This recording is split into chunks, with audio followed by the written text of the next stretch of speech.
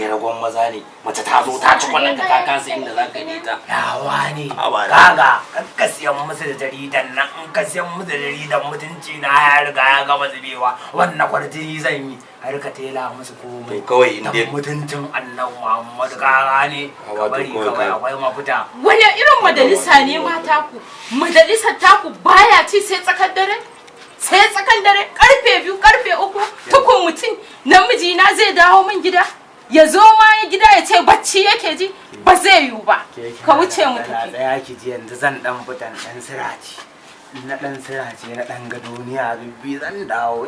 Akwai maganin a daki yana nan akwai saura. Ne ba ina ga na shiga uku kawai lahira zan yi. Ba kai bane tun da wuri mun gaya maka kar ka yi auren nan yanzu kar ka yi auren nan yanzu ka tashi ka zo kai auren nan ga yanzu mata ta zo ta kulle ka a daki muna kulle maza mata ta zo ta kulle ka zai je ka ci gaba ni zan daye kawai. Ka sauka lafiya. Ba sake na wani ai ya tafi.